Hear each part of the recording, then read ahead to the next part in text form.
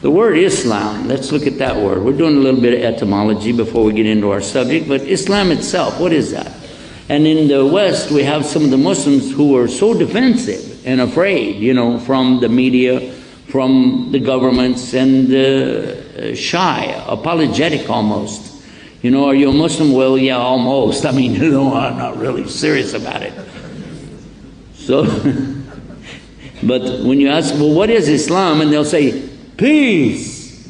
Islam is peace. They're not totally wrong, but they're not totally right either.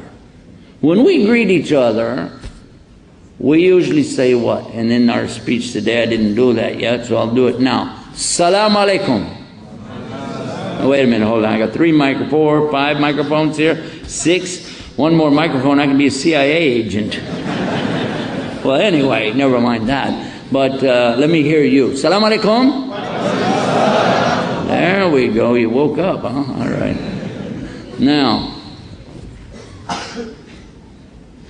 we did not say Islam alaikum, did we? So Islam doesn't mean peace, does it? Salam is peace. There is the word peace within the root from where this comes. Islam is the noun, and it comes from the verb, aslama.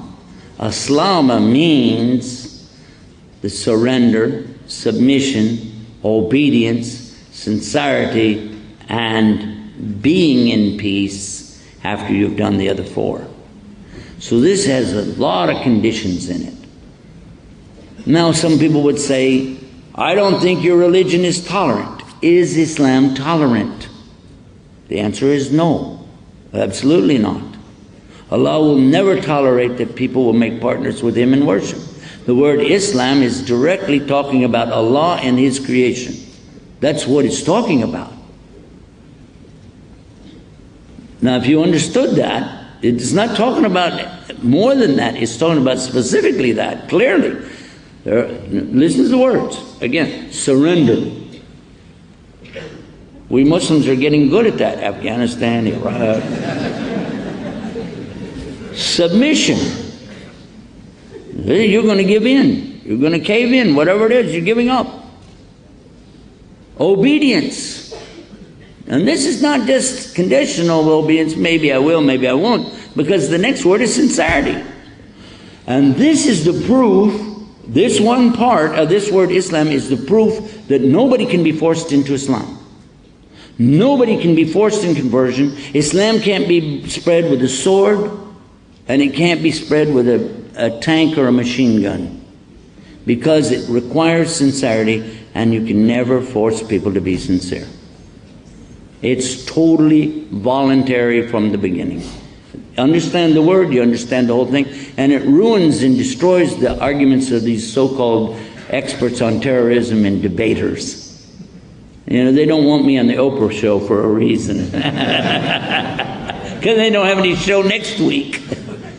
No, one of the things that we see in the West is people make a lot of money bashing Islam. If you say there's going to be a show on, let's say, Oprah Winfrey or Phil or Doctor or whoever is going to have a show, he's going to talk about Islam, all the Muslims right away will tune in. Well, out of the 1.5 billion Muslims in the world, even if 10% of them, even if 1% of them tune in, the ratings for that station go right through the roof. So of course they like to talk about Islam. And they say, we're going to have this man will talk for Islam, this man will talk against Islam. We'll bring somebody here who's a professor of Islam. He's a PhD of Islam. And we'd like to welcome our Jewish rabbi, his name, you know, and he's got PhD in Islam. He's going to talk about it. Okay, so now you're going to have everybody watching and getting excited about this, and this is going to be, oh, he said this, well, yeah, that's true, but no, you know, and he said that, oh, that's not right, but still. And the whole idea is not the outcome of this. The idea behind the promoters is to get you to watch a show and buy the products, and that's what they want. If you watch the show, the advertisers will give them more money for the next show. It's as simple as that. That's how it works. I've been in this long enough to know exactly how it goes, And this is not an exaggeration, it is the exact story. So let's come back now and examine this word Islam a little bit more. You're talking about the description of a verb that is clearly the relationship between two entities. You have two entities or more, because you can't submit to nothing. There has to be two. One is the submitter, another one is the one being submitted to. One is the obeyer. That's not a real word, don't write it down. The one who is obeying and the one who's being obeyed. And we begin to understand now that this must be the ultimate one to obey, because of the structure of this word. It means Almighty God. So it is the relationship between the human beings, the jinn, all of the creation, and Almighty God. And the creation has to do what He wants it to do, except for us, because He gives us choices.